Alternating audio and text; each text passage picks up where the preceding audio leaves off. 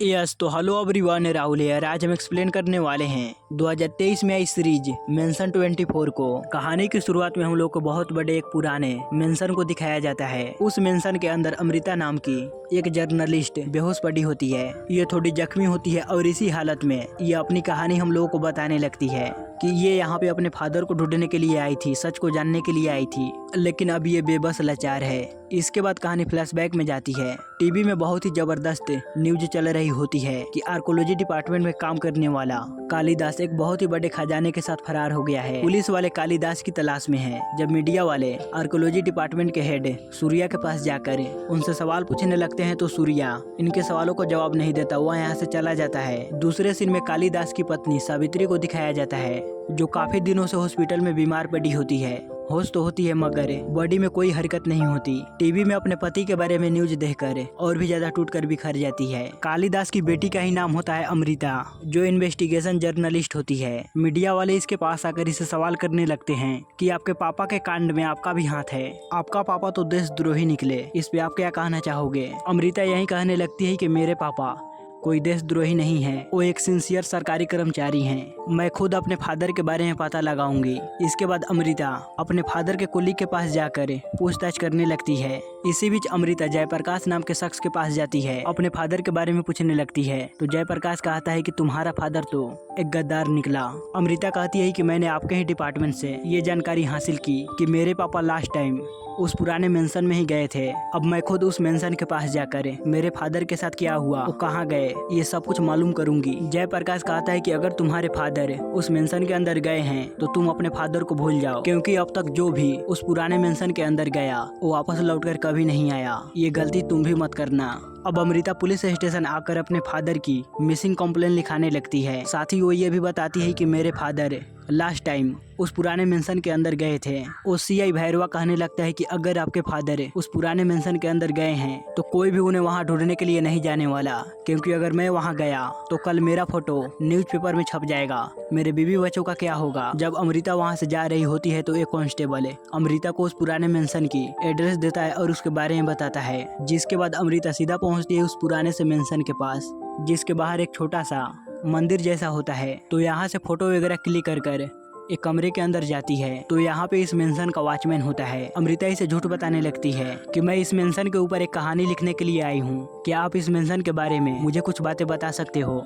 Watchman कहता है इस मेंशन में जितनी रूम है उन सब की एक अलग अलग कहानी है। इन्हीं कहानियों के बारे में जानकर कोई भी इस मेंशन के अंदर नहीं आता।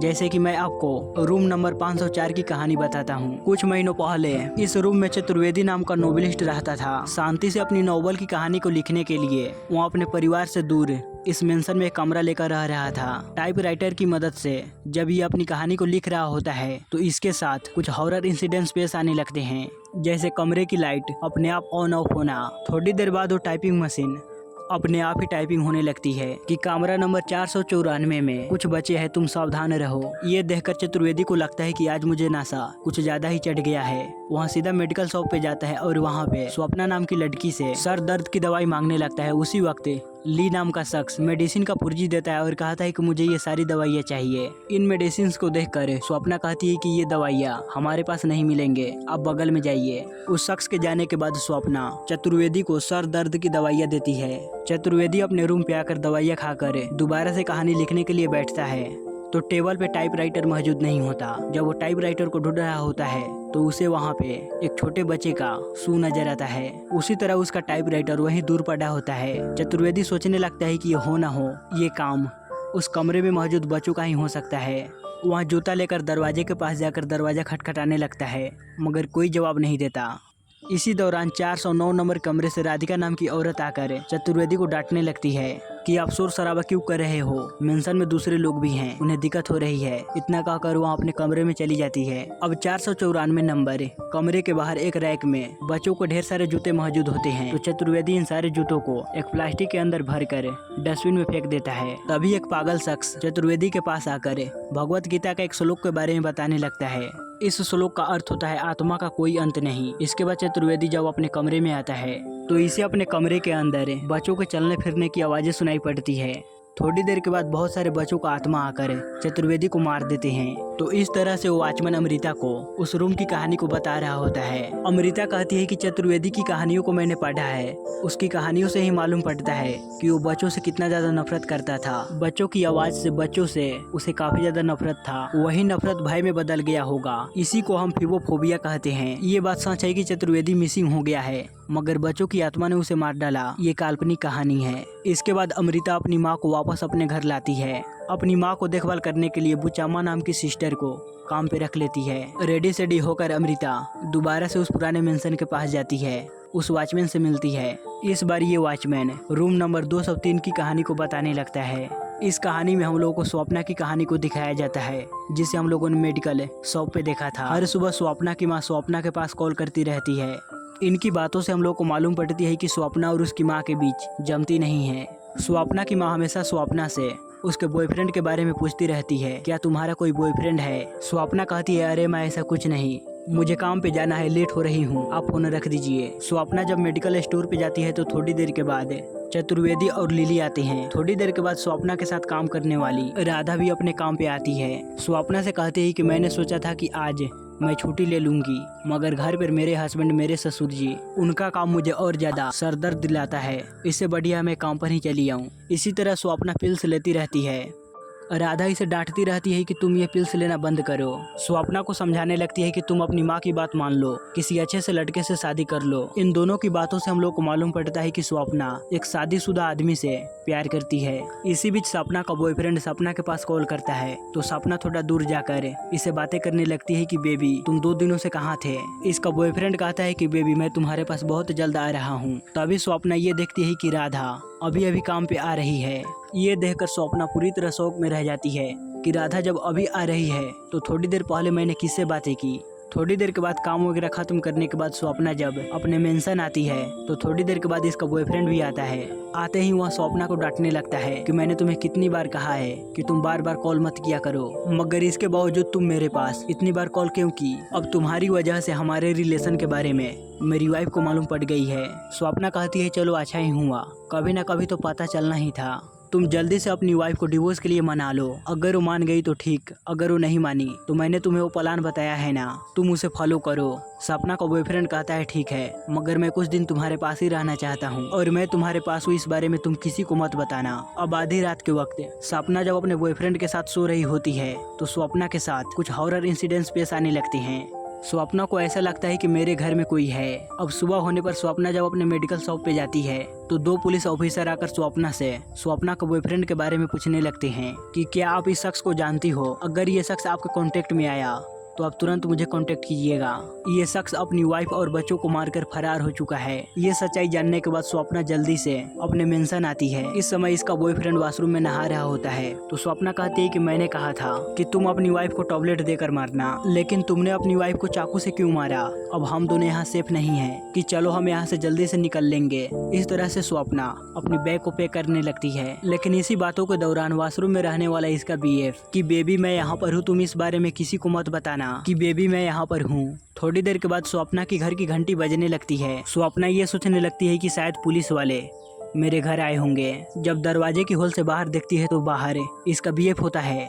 ये देखकर स्वप्ना पूरी तरह शौक में रह जाती है कि अगर मेरा बीएफ बाहर खड़ा है तो बाथरूम में और कल रात से जो मेरे साथ था वो कौन था? इस दौरान वो बाथरूम वाला शख्स यही कह रहा होता है कि मैं यहाँ पर हूँ, इस बारे में तुम किसी को मत बताना बेबी। स्वप्ना जब डर के मारे दरवाजे को खोलती है तो स्वप्ना का बीएफ बाथरूम में उस शख्स को देखता है। स्वप्ना का बीएफ अपने हाथ में हथौड़े को लेकर धीरे धीरे उस बाथरूम की तरफ जाता है उस शख्स को मारने के लिए। तभी इसके फ्लैट में ऊपर से खून टपकने लगता है। उसी तरह सामने होने वाला बीएफ इसका पीछे आता है और वो शायद स्वप्ना को जान से खत्म कर देता है। इस तरह से वॉचमैन स्वप्ना की कहानी को अमृता को बता रहा होता है। यहाँ पर वॉचमैन एक और बात बताने लगता है कि जब स्वप्ना के बॉयफ्रेंड ने अपने बीवी और बच्चों को मार दिया उसी वक्त उसने खुदकुशी कर ली थी। स्वप्ना का बॉयफ्रेंड का बीएफ की आत्मा स्वप्ना के पास आकर उसे मार डाला।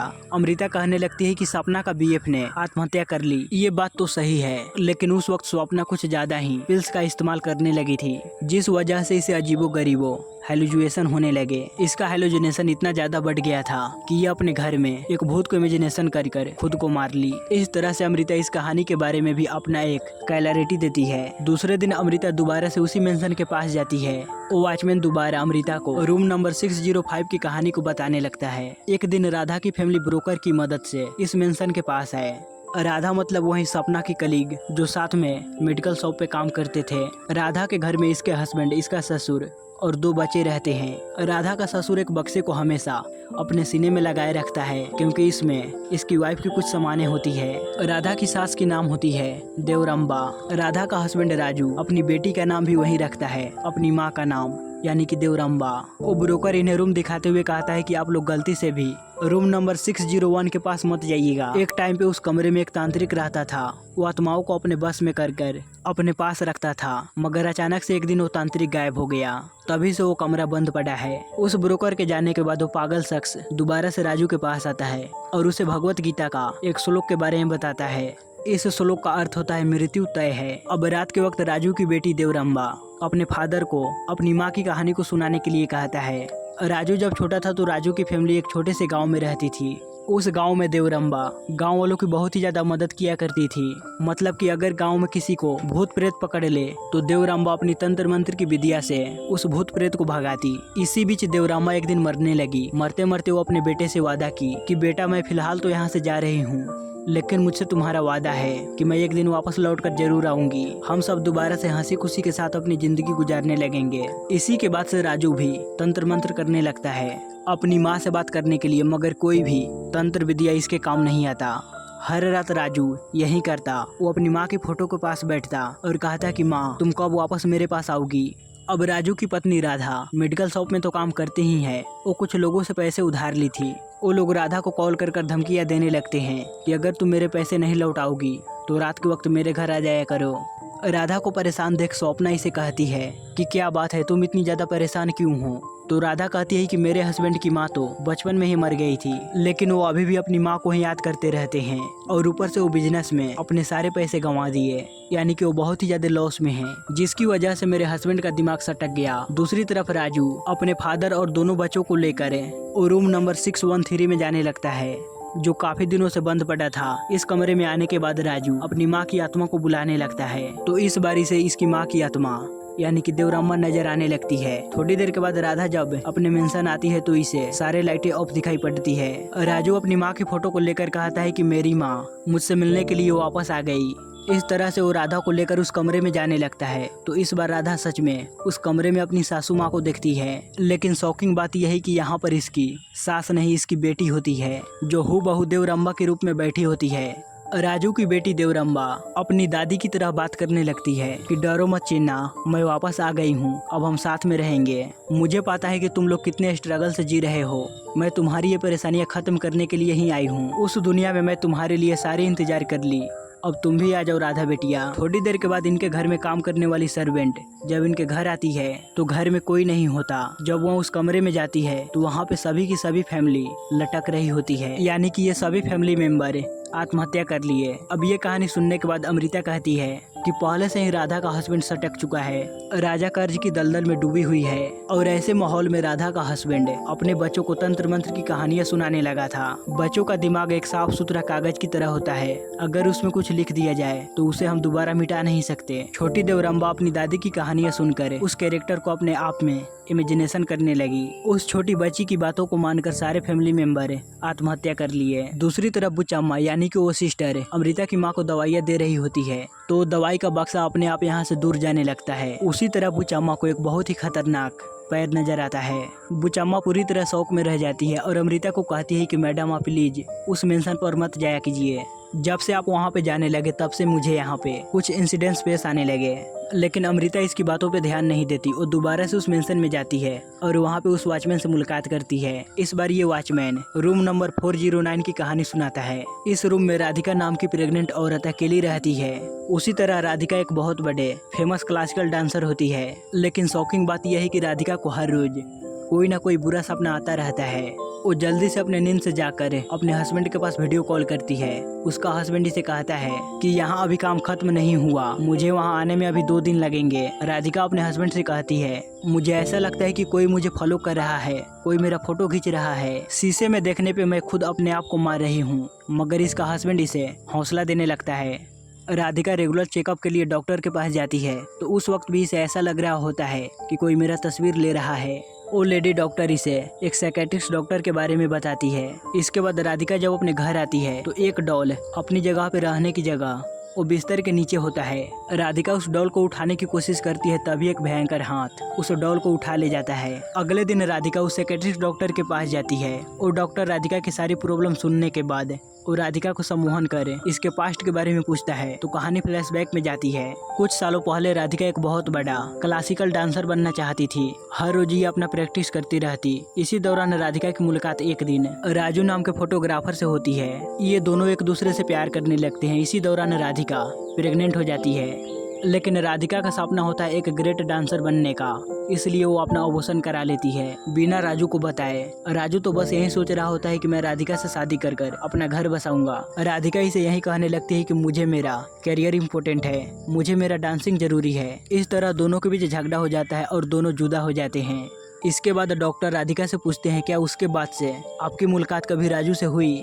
राधिका कहती है नहीं। डॉक्टर कहता है कि बस अपने पास्ट के बारे में आप ज़्यादा मत सोचा कीजिए। इसके बाद राधिका जब घर आती है तो इसे मिरर में एक बच्ची का आत्मा दिखाई पड़ता है।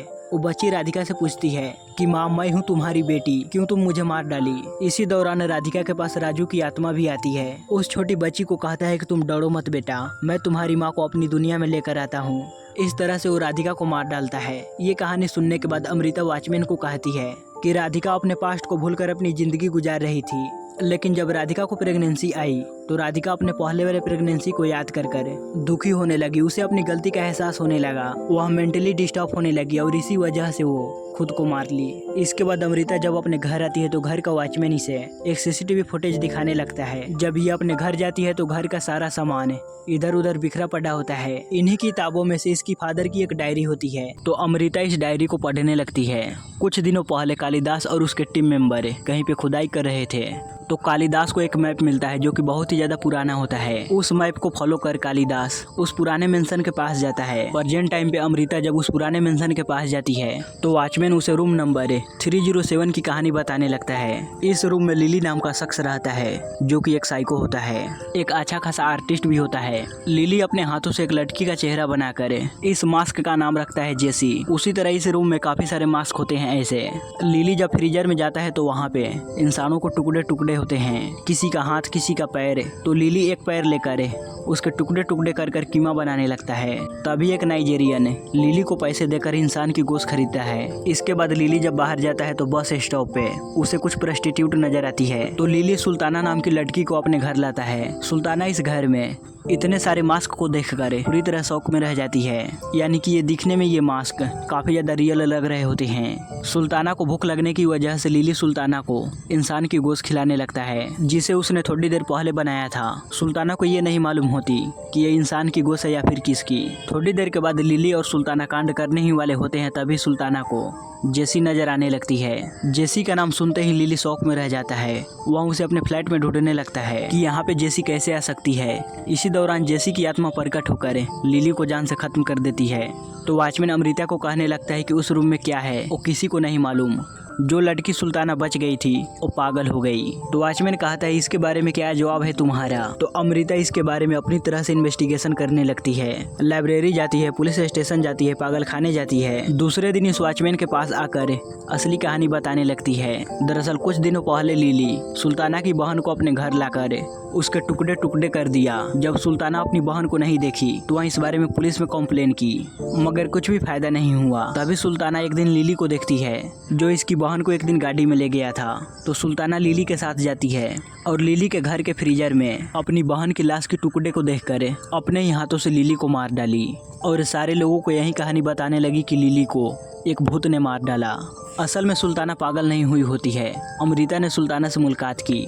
इसके बाद अमृता वॉचमैन को कहती है आपने तो सारे कमरे की कहानी बता दी, मगर आपने रूम नंबर 24 की कहानी नहीं बताई। वॉचमैन उस रूम की चाबी अमृता को देते हुए कहता है कि जो कोई भी उस कमरे में गया वापस लौट कर नहीं आया। इस तरह से अमृता उस कमरे में जाती है तो उस कमरे में एक सीक्रेट बेसमेंट होता है और उसी दीवार में अमृता अपने फादर के हाथ में बंधे एक धागे को देखती है। अमृता एक हथौड़े लेकर इस दीवार को तोड़ने लगती है तो इस दीवार के अंदर इसका फादर मारा पड़ा होता है। तभी यहाँ वॉचमैन आता है। इस वॉचमैन का असली नाम होता है सीताराम।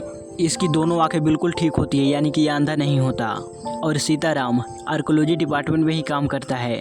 अमृता कहती है मैं यहाँ आने से पहले ही तुम्हारे बारे में इंक्वायरी कर ली थी। मुझे डराने के लिए तुमने ऐसी काल्पनिक कहानियाँ बताई और अपने कुत्तों को मेरे घर भेजे मुझे डराने के लिए। आखिरकार तुमने मेरे फादर को क्यों मारा? तो सीताराम जो हुआ वो बताने लगता है। कुछ दिनों पहले कालिदास को एक मैप मिला था ना, उस मैप की मदद से कालिदास उस पुराने मेंशन के अंदर गया तो मालूम पड़ा कि इस मेंशन के नीचे इतना खजाना हो सकता है जिसके बारे में हम सोच भी नहीं सकते। ये बातें जानने के बाद सीताराम कालिदास को कहता है कि अगर हम ये खजाना गवर्नमेंट को दे देंगे तो हमें क्या मिलेगा, इससे बेटर है हम इस खजाने को आपस में शेयर कर लेंगे। मगर कालिदास एक ईमानदार सिंसियर ऑफिसर होता है। वो पुलिस वाला जयप्रकाश और सीताराम ये तीनों मिलकर कालिदास को मार देते हैं। प्रेजेंट टाइम पे ये तीनों मिलकर अमृता को भी बहुत ही बुरी तरह मार पीट रहे होते हैं। जब अमृता पूरी तरह बेहोश हो जाती है तब कालिदास की आत्मा उस दीवार को तोड़कर बाहर आती है और अमृता के शरीर में प्रवेश कर यहाँ पर मौजूद इन सबको काफी बुरी तरह पिटाई धुलाई करती है। सारे लोगों को जान से खत्म ही कर देती है। अब सारे लोगों को जान से खत्म करने के बाद अमृता जब अपने घर आती है तो इसके साथ साथ इसके फादर के भी आत्मा आते हैं। अमृता की माँ होश में आकर अपने पति की आत्मा को देखने लगती है। थोड़ी देर के बाद कालिदास की आत्मा यहाँ से गायब हो जाती है। इसके बाद अमृता ने इस खजाने को बचाने की वजह से गवर्नमेंट इसे एक पुरस्कार देती है और उसी तरह अमृता को एक बहुत बड़ा पोस्ट भी देती है। तो अगले दिन अमृता अपने टीम के साथ जाकर उस मेंशन के अंदर खुदाई करने लगती है। इसी दौरान अमृता को एक छोटा सा लॉकेट मिलता है जिसके ऊपर सांप का निशान होता है। जब अमृता इस लॉकेट को सूर्य प्रकाश को दिखाती है तो सूर्य प्रकाश कहता है तुम जल्दी से इस लॉकेट को फेंको, लेकिन तभी यहाँ से अमृता ही गायब हो जाती है। मतलब कि एक अंधेरी गुफा के अंदर घींची चली जाती है। इस तरह से इसका पहला सीजन यहाँ पे खत्म होता है। सो गाइज आपको ये सीरीज कैसी लगी प्लीज हमें लाइक और कमेंट कर जरूर बताइएगा। मिलते हैं अगली वीडियो में।